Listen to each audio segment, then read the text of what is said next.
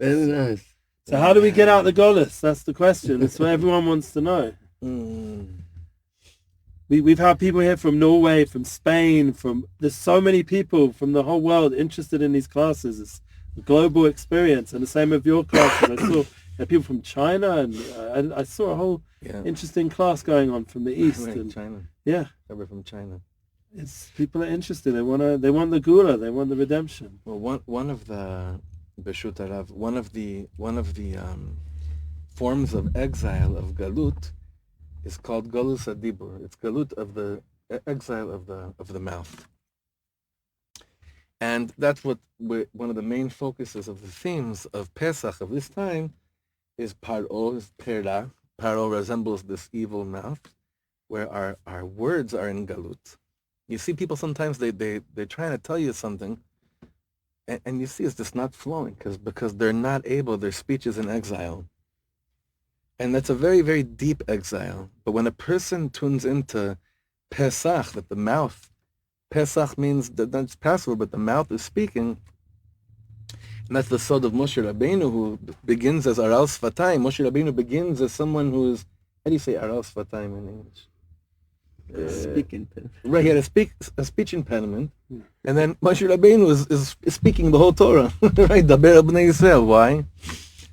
Because he really came out of the Galut through his speech, and like the Rav keeps on saying that when you use your mouth to say the word Todah, it takes you out of Galut more and more and more. Every thank you removes a person out of this exile called Galut HaDibur. And it's a very narrow thing, this Galut of the Garon. It's a very narrow place. And you have to go through a lot of narrowness to get the words out.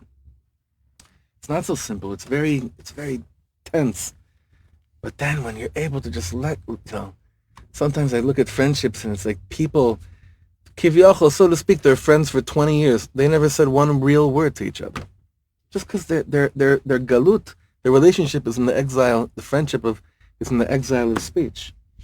But there are things that enable us to take our words out of exile and into Geulah. And one of the main ones, of course, is saying thank you to the Master of the world. That takes us out each time, out of exile. And another one, of course, is the power of song, is the power of singing. So when the two come together, it's very powerful. So when the Rav was speaking, I remembered that this year I recorded a song called Tfilat HaTodah. I haven't sung it in a long time. I shared it today really? On the YouTube, the song Thank You to that. Yeah. That's it. Beautiful song. It's the second one from that whole series. מישהו נתן לי מילים לתפילה, אני לא יודע מאיפה התפילה הזאת בכלל, אבל מילים מאוד עמוקות, וזכיתי להלחין איזה ניגון קצר עם המילים האלו. שנזכה לצאת מגלות הדיבור בעזרת השם יתברך.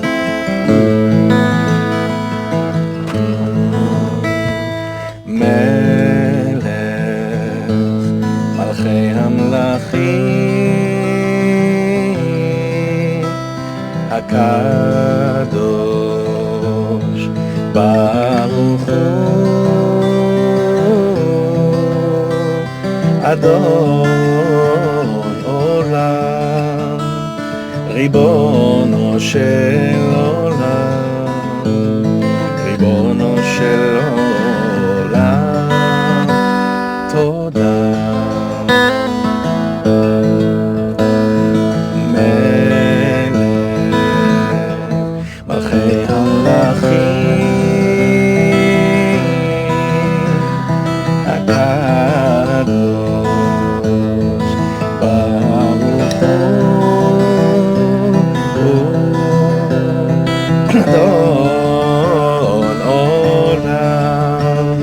ריבונו של עולם, ריבונו של עולם, תודה. תודה רוב ריבי רבבות פעמים שעזרת לי, תמכת בי, הושעת אותי, הצלת אותי, שימחת אותי, ריפאת אותי, שמרת עליי, הודעת אותי, אני תודה.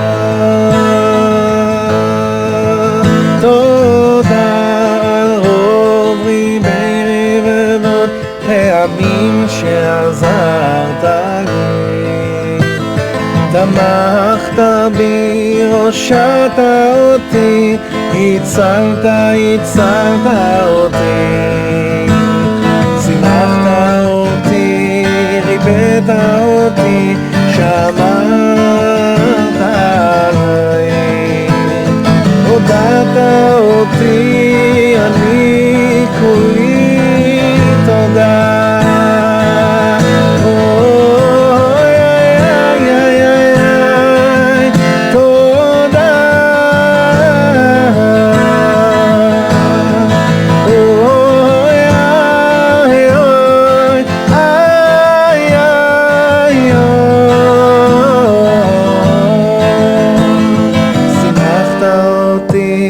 ריפאת אותי, שמרת עליי, הודעת אותי, אני כולי תודה.